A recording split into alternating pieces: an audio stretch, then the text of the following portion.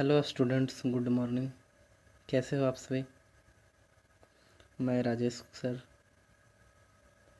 मेरा YouTube channel है ज्ञान का भंडार। अगर मेरे चैनल पर आप सभी नए हैं तो मेरे चैनल को सब्सक्राइब करें, लाइक करें, और अगर वीडियो मेरा अच्छा लगे तो वीडियो को शेयर करें। ठीक है। आज मैं आप लोग को कुछ मिसलेनियस ऑब्जेक्टिव क्वेश्चंस बताऊंगा जो आपके आगामी परीक्षाओं में आपको काफ़ी मदद करेंगे। ठीक है। तो ज़्यादा समय नहीं लेते हुए मैं अपना क्लास स्टार्ट कर रहा हूँ। ठीक है। तो देखो बच्चों, पहला क्वेश्चंस क्या है, पढ़ो तो। क्या है क्वेश्चंस कि इतिहास का पितामह किसे कहा जाता है? बताओ आंसर क्या होगा। इतिहास का पितामह किसे कहा जाता है? तो आंसर क्या होगा? हेरोडोटस को। ठीक है। हेरोडोटस को कहा जाता है। ठीक है, इतिहास का पितामह। ठीक है। अगला क्वेश्चन क्या है? प्रसिद्ध पुस्तक राजतरंगिणी किसके द्वारा लिखा गया है? बताओ क्या होगा आंसर। तो इसका आंसर क्या होगा? कल्हन। ठीक है, कल्हन ने यह पुस्तक लिखा है। ठीक है। अगला अगला क्वेश्चन क्या है? पृथ्वीराज रासो किसने लिखा है? इसका आंसर क्या हो जाएगा? चंद्रबरदाई ने। चंद्रबरदाई ने लिखा है। ठीक है बच्चों, आंसर याद करने से क्वेश्चन बहुत अच्छा है। ठीक है, जो हर एक बार हर एग्जाम में पूछता है किसी ना एक में। ठीक है। अब आगे क्या है? हर्षचरित्र किसने लिखा? बताओ, हर्षचरित्र किसने लिखा है? इसका आंसर क्या हो जाएगा? बाणभट्ट ने लिखा है। ठीक है, बाणभट्ट ने लिखा है हर्षचरित्र। ठीक है। आगे क्या है? अर्थशास्त्र का जनक किसे कहा जाता है, या किसने लिखा है अर्थशास्त्र को? तो क्या हो जाएगा? कौटिल्य ने। ठीक है, कौटिल्य ने लिखा है। ठीक है। ठीक है, हो गया। आगे बढ़ते हैं। ठीक है बच्चों। ठीक है। अब आगे देखो, नेक्स्ट क्वेश्चन क्या है? मेगास्थनीज किसके शासनकाल में भारत आया था? ठीक है, बताओ क्या होगा आंसर। देखो क्या होगा इसका आंसर। मेगास्थनीज किसके शासनकाल में भारत आया था? आंसर क्या हो जाएगा? चंद्रगुप्त मौर्य के। ठीक है, चंद्रगुप्त मौर्य के शासनकाल में आया था। एक सेकंड, इससे हो जाता है।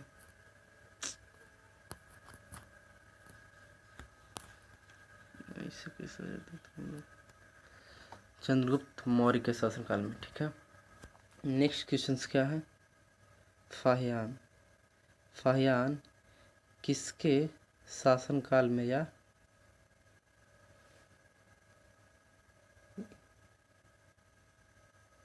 उस समय कौन था राज्य जिसके शासनकाल में यह आया था?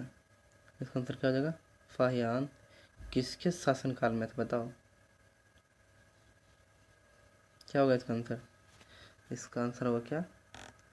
चंद्रगुप्त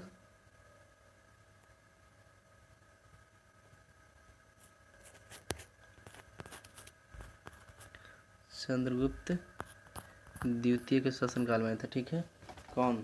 फाहियान। ठीक है, चंद्रगुप्त द्वितीय। उसके बाद क्या है? हुएनसांग हुएनसांग किसके शासनकाल में भारत आया था? जो क्या था? चीनी यात्री था। बताओ, हुएनसांग चीनी यात्री था। बताओ किसके शासनकाल में भारत आया था? फाहियान भी था जो चीनी यात्री था। ठीक है, याद रखना। हुएनसांग भी किसका शासनकाल में आया था? तो इसका हो जाएगा क्या? हर्षवर्धन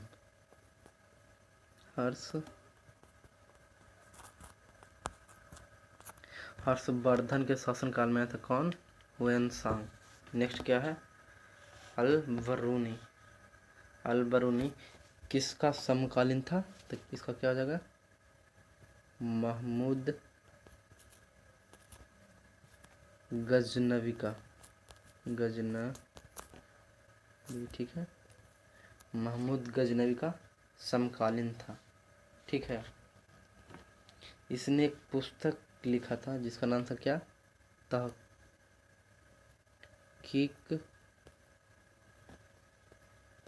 तहकीक ए हिंद, ठीक है। अलबरू ने एक पुस्तक लिखा था नाम जिसका नाम क्या था, तहकीक ए हिंद, ठीक है, या उसे क्या कहते हैं, किताब उल हिंद, ठीक है। ठीक है बच्चों, याद रखना ये पुस्तक पूछता है कि अलबरूनी ने कौन सा एक किताब लिखा था, बुक लिखा था जिसका नाम क्या था, तहकीक ए हिंद, ठीक है। उसे क्या कहते हैं, किताब उल हिंद भी कहते हैं, ठीक है। नेक्स्ट क्वेश्चन चलते हैं, ठीक है। एक सेकंड बच्चों, नेक्स्ट क्वेश्चन चलते हैं, ठीक है। नेक्स्ट क्वेश्चन पढ़ाएंगे, ठीक है। पूछ रहा आगे क्या, सिक्कों के अध्ययन को क्या कहा जाता है, बताओ। सिक्कों के अध्ययन को क्या कहा जाता है, बताओ। आंसर क्या हो जाएगा इसका, न्यूमिस्मैटिक्स, न्यूमिस्मैटिक्स,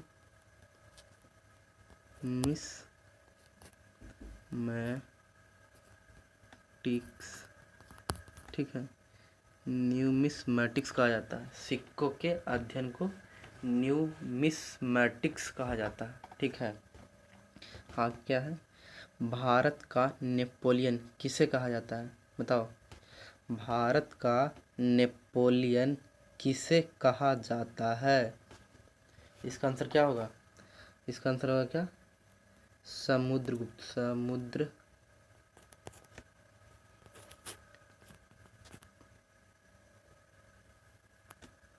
इसका आंसर हो जाएगा क्या, समुद्रगुप्त को कहा जाता है, ठीक है। इसका आंसर हो जाएगा क्या, समुद्रगुप्त को कहा जाता है, ठीक है। आगे अगला क्वेश्चन क्या है, रुद्रदामन का जूनागढ़ अभिलेख किस भाषा में जारी प्रथम अभिलेख माना जाता है, आंसर क्या होगा, बताओ। इसका आंसर होगा क्या, किस भाषा में था, संस्कृत में था, ठीक है, संस्कृत, ठीक है, संस्कृत भाषा में था, ठीक है। अगला क्वेश्चन क्या है, पुलकेशिन द्वितीय का ऐहोल शिलालेख उसके किस दरबारी कवि द्वारा रचित है, बताओ। इसका आंसर क्या होगा, इसका आंसर क्या होगा, रवि कृति, एक सेकंड बच्चों, रवि कृति,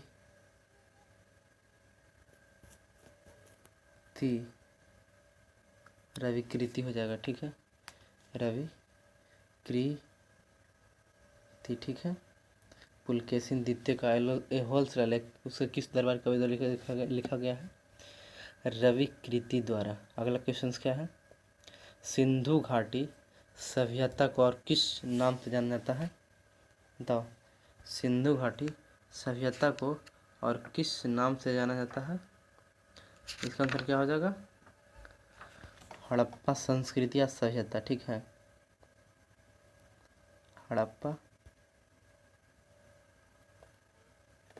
संस्कृति या सभ्यता, ठीक है, के नाम से जाना जाता है सिंधु घाटी सभ्यता, ठीक है, हड़प्पा सभ्यता या संस्कृति, ठीक है। अब नेक्स्ट क्वेश्चन चलते हैं बच्चों, ठीक है, ओके।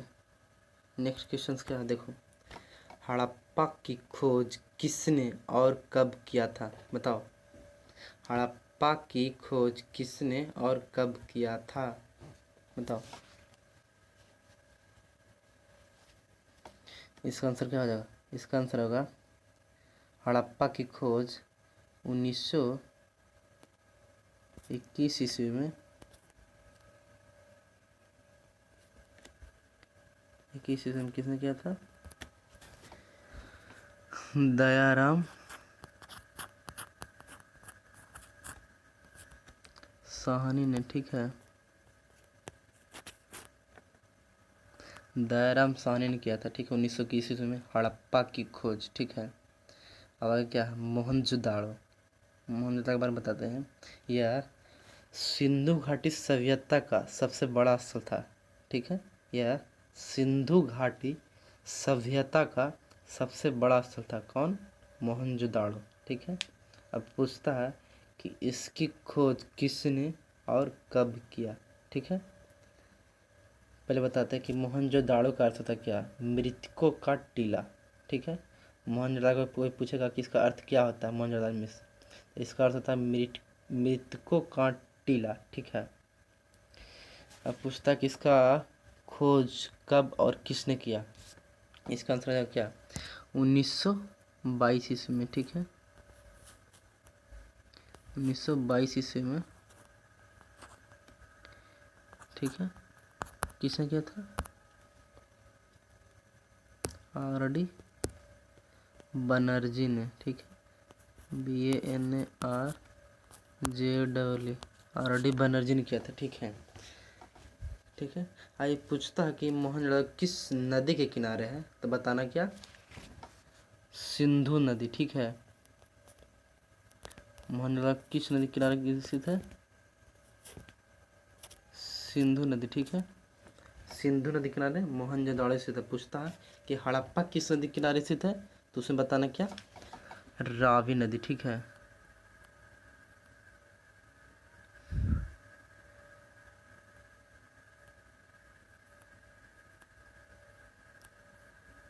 हड़प्पा को बताना रावी नदी किनारे। ठीक है, अब मोहनजोदड़ो पूछेगा तो बताना सिंधु नदी किनारे। ठीक है, अब आगे क्या है? लोथल। पूछता है कि लोथल कहाँ स्थित था। ठीक है, तय हो गया कहाँ ये लोथल जगह? अहमदाबाद, गुजरात में। ठीक है, अहमदाबाद, अहमदाबाद लिखने में नहीं बनता सही से, अहमदाबाद गुजरात में। ठीक है, पूछेगा लोथल कहाँ अवस्थित था या स्थित है, तो लोथल है कहाँ? गुजरात में। ठीक है, आगे बढ़ते हैं बच्चों। ओके, अब अगला क्वेश्चन क्या है देखो। अगला क्वेश्चन क्या हो गया? धौलावीरा। ठीक है, पूछता कि धौलावीरा कहाँ स्थित है। ठीक है, तो ये भी हो जाएगा कहाँ? गुजरात में। ठीक है, ये भी हो जाएगा गुजरात में स्थित है, गुजरात के कच्छ में। ठीक है, ऐसे गुजरात के लिए याद रखना। ठीक है, कि पूछता कि धौलावीरा कहाँ स्थित है, तो गुजरात में बताना। ठीक है, अब अगला क्वेश्चन क्या है? वेद कितने प्रकार के होते हैं? वेद कितने प्रकार के होते हैं, तो वेद हो जाएगा क्या प्रकार के? 4 प्रकार के। ठीक है, अब पूछेगा कि नाम कौन कौन है चारों का, तो पहला जगह ऋग्वेद, सामवेद, यजुर्वेद और अथर्ववेद। ठीक है, ओके, अब नेक्स्ट क्वेश्चन बढ़ते हैं। नेक्स्ट क्वेश्चन क्या है? सत्यमेव जयते किस उपनिषद से लिए गए हैं, बताओ। सत्यमेव जयते किस उपनिषद से लिए गए हैं, तो इसका आंसर क्या हो जाएगा? मुंडकोपनिषद। ठीक है, मुंडकोपनिषद। ठीक है, मुंडकोपनिषद से लिया गया सत्यमेव जयते। ठीक है, नेक्स्ट क्वेश्चन क्या है? पुराणों की संख्या कितनी है, बताओ। पुराणों की संख्या कितनी है, तो इसका आंसर हो जाएगा क्या? 18 गो है पुराण। ठीक है, पुराणों की संख्या कितना है? 18। ठीक है, नेक्स्ट क्वेश्चन पढ़ते हैं। ओके, और नेक्स्ट क्वेश्चन क्या है? ऋग्वेद की सबसे पवित्र नदी कौन सी है, बताओ। ऋग्वेद की सबसे पवित्र नदी कौन सी है, तो आंसर क्या हो जाएगा? सरस्वती।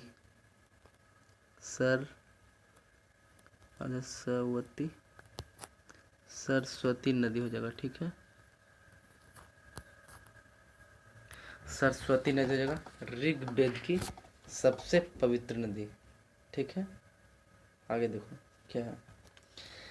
जैन धर्म के संस्थापक कौन थे, बताओ। जैन धर्म के संस्थापक कौन थे? इसका आंसर क्या हो जाएगा? ऋषभ देव। ठीक है, ऋषभ देव। ठीक है, ऋषभ देव हो जाएगा।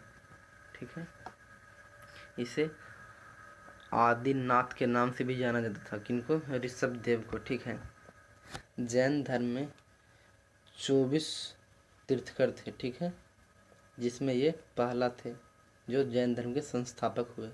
ठीक है, आगे क्या है? महावीर स्वामी। ये सबसे इम्पोर्टेंट है। ठीक है, इनके बारे में हर एक एग्जाम पूछता है। ठीक है, कि महावीर स्वामी का जन्म कब हुआ? ठीक है, बताना। महावीर स्वामी का जन्म 540 ईस्वी में, ईसा पूर्व में। ठीक है, सॉरी, ईसा पूर्व में। ठीक है, कुंडलग्राम,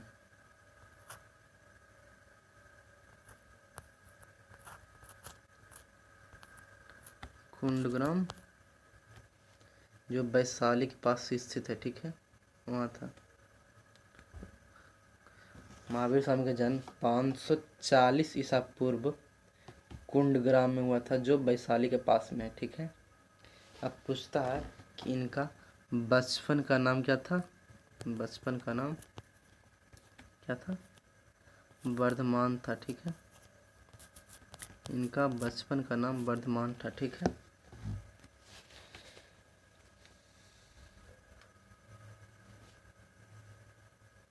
अब पूछता कि इनका निधन कब हो गया था, कितने वर्ष की आयु में? तो बताना। इनका निधन 72 वर्ष की आयु में। ठीक है, महावीर स्वामी का निधन 72 वर्ष की आयु में, मतलब 468 ईसा पूर्व। ठीक है, 468 ईसा पूर्व पावापुरी, यानी पावापुरी के राजगीर, पावापुरी यानी राजगीर। ठीक है, पावापुरी यानी राजगीर में मल्क के शासक सुस्तपाल के राज में हुआ था। ठीक है, इनका निधन 72 साल की आयु में 468 ईसा पूर्व में पावापुरी राजगीर में मल्क के शासक सुस्तपाल के राज्य में हुआ। ठीक है, नेक्स्ट क्वेश्चंस बढ़ते हैं। क्या नेक्स्ट क्वेश्चंस? बौद्ध धर्म के संस्थापक। ठीक है, ये सब क्वेश्चन बहुत इम्पोर्टेंट है, ये सब बारे में बहुत पूछता है क्वेश्चंस। ठीक है, तो बौद्ध धर्म के संस्थापक कौन हुए? गौतम बुद्ध हो जाएगा आंसर। ठीक है, गौतम बुद्ध। ठीक है, गौतम बुद्ध हो जाएगा। ठीक है, अब पूछता है कि गौतम बुद्ध का जन्म कब हुआ था? ठीक है, तो बताना क्या? 563 ईसा पूर्व। गौतम बुद्ध का पूछेगा जन्म कब हुआ था, तो 563 ईसा पूर्व में कपिलवस्तु के निकट नेपाल की तराई में अवस्थित लुम्बिनी, जिसे रुम्मिनदेई में हुआ था। लुम्बिनी जिसे रुम्मिनदेई में हुआ था। इनके बचपन का नाम क्या था? पूछता है कि गौतम बुद्ध के बचपन का नाम क्या था, तो बताना क्या? सिद्धार्थ। ठीक है, सिद्धार्थ। ये हो गया गौतम बुद्ध के बचपन का नाम सिद्धार्थ। ठीक है, इसके पहले बताएं तो क्या? महावीर स्वामी के बचपन का नाम क्या था, तब उसमें बताना क्या? वर्धमान। अब गौतम बुद्ध पूछेगा तो उनका बचपन का नाम क्या हो जाएगा? सिद्धार्थ। ठीक है, ओके। अब पूछता है आगे क्वेश्चन क्या? महाभिनिष्क्रमण, मतलब इनका महाभिनिष्क्रमण का अर्थ क्या होता है? गृह त्यागना। ठीक है, महाभिनिष्क्रमण मतलब गृह को त्याग देना। तो गौतम बुद्ध ने 29 वर्ष की आयु में 29 वर्ष की आयु में अपना गृह त्याग दिया था। ठीक है, पूछता है कि गौतम बुद्ध ने कितनी वर्ष की आयु में अपना गृह त्याग दिया था, तो बताना क्या, 29 वर्ष की आयु में। ठीक है, ओके, आगे बढ़ते हैं। अब बता, अब आगे क्या है, परिनिर्वाण मतलब मृत्यु होता है। ठीक है, परिनिर्वाण मतलब मृत्यु, परिनिर्वाण मतलब मृत्यु होता है। ठीक है, तो पूछता है कि इनका परिनिर्वाण कितने साल की आयु में और कब हुआ, बताना। इनकी ये मृत्यु 80 साल की उम्र में, 80 साल की उम्र में 483 ईसा पूर्व में हुआ था। ठीक है, 483 ईसा पूर्व में। ठीक है, आगे बढ़ते हैं। अगला क्वेश्चन क्या है, बुद्ध धर्म के त्रिरत्न कौन कौन से हैं, बताओ। बुद्ध धर्म के त्रिरत्न कौन कौन से हैं, बताओ। बुद्ध धर्म के रत्न को अंतर बताते हैं क्या होगा। बुद्ध धर्म के त्रिरत्न हो जाएगा तीन, तीन रत्न मतलब 3 रत्न। ठीक है, इसका आंसर क्या हो जाएगा, पहला हो गया, 3 रत्न थे, पहला हो गया उसमें बुद्ध हो गया। ठीक है, दूसरा हो गया धम्म एवं तीसरा संघ। ठीक है, बुद्ध धर्म धम्म एवं संघ था। ठीक है, बौद्ध धर्म के 3 रत्न, बुद्ध धम्म एवं संघ। ठीक है, आगे देखो, आगे क्या है, गौतम बुद्ध ने अपना पहला उपदेश कहाँ दिया, बताओ। गौतम बुद्ध ने अपना पहला उपदेश कहाँ दिया था, आंसर बताओ क्या होगा, आंसर होगा क्या, सारनाथ। सारनाथ में गौतम बुद्ध ने अपना उपदेश से पहला उपदेश दिया, जो कहाँ पड़ता है, यूपी में, यानी उत्तर प्रदेश में पड़ता है सारनाथ। ठीक है, गौतम बुद्ध ने पूछेगा कि गौतम बुद्ध ने अपना पहला उपदेश कहाँ दिया था, बताना, सारनाथ जो यूपी में पड़ता है। ठीक है, ओके, आगे बढ़ते हैं। देखो अगला क्वेश्चन क्या है, हर्यक वंश का संस्थापक कौन था, बताओ। हर्यक वंश का संस्थापक कौन था, तो आंसर क्या हो जाएगा, हर्यक वंश का संस्थापक कौन हो जाएगा, बिंबिसार। ठीक है, बिंबिसार। ठीक है, एक सेकंड, बिंबिसार,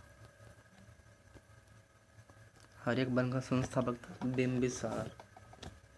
ठीक है, इसका शासनकाल कब से कब तक था, 544 से 492 ईसा पूर्व तक। ठीक है, 544 से 492 ईसा पूर्व तक था। ठीक है, अब पूछता है कि बिंबिसार का बेटा कौन था,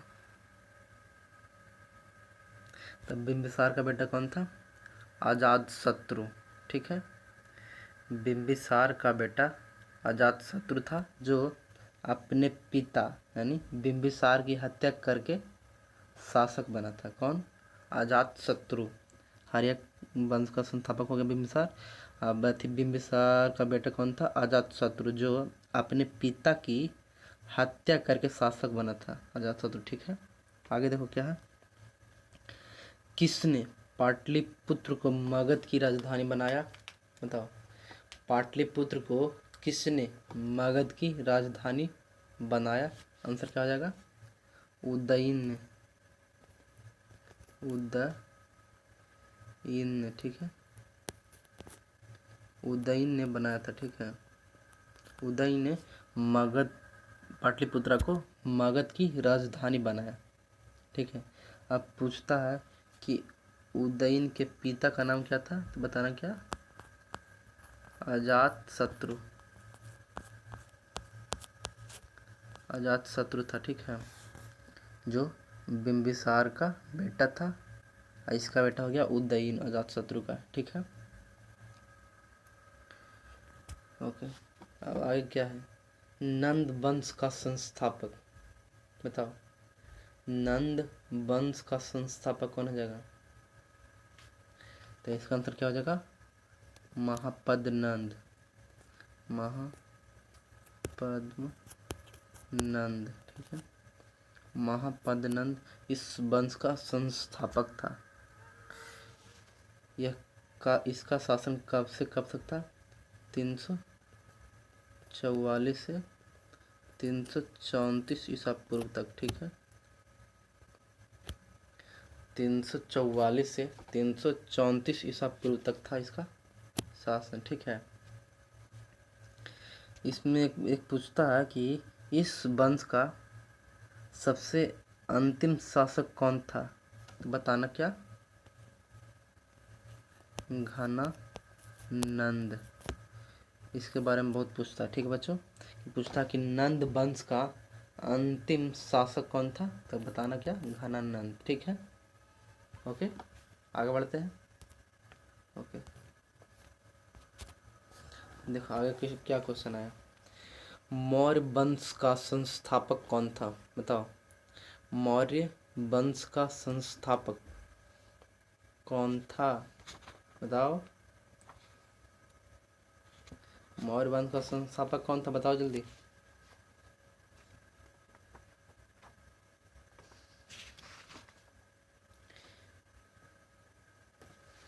इसका आंसर क्या हो जाएगा, इसका आंसर होगा क्या, चंद्रगुप्त मौर्य। ठीक है, चंद्रगुप्त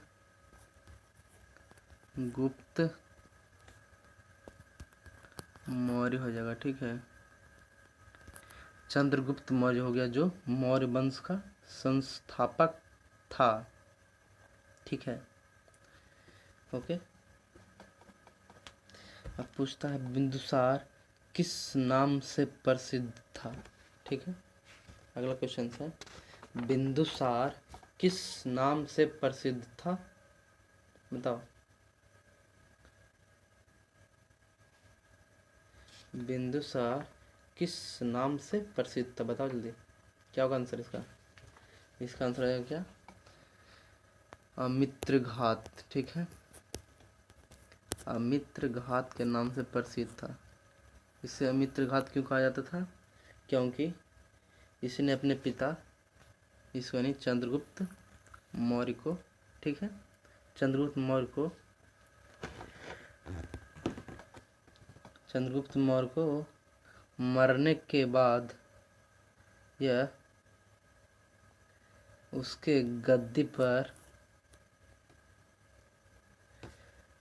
बैठा और यह शत्रुओं का नाश करने वाला था, यह शत्रुओं का नाश करता था। ठीक है, बहुत सारे राजाओं को मारकर अपना राज को आगे बढ़ाया। ठीक है, इसलिए से अमित्रघात कहा जाता था। ठीक है, ओके। अगला क्वेश्चन क्या है, किस राजा को देवनापिय एवं पियादस्सी कहा गया, किस राजा को देवनापिय एवं पियादस्सी कहा गया, बताओ, किसको हो जाएगा, अशोक को, राजा अशोक को देवनापिय या पियादस्सी कहा जाता है, राजा अशोक को। ठीक है, जो किसका बेटा था, बिंदुसार के, अशोक किसका बेटा था, बिंदुसार का बेटा था। ठीक है, ठीक है बच्चों, अब क्लास को समाप्त करते हैं, हो गया। अब अगली बार क्वेश्चन अगला क्लास में देखा जाएगा। ठीक है, बहुत सारा क्वेश्चन बता दिया। ठीक है, बाय, गुड नाइट।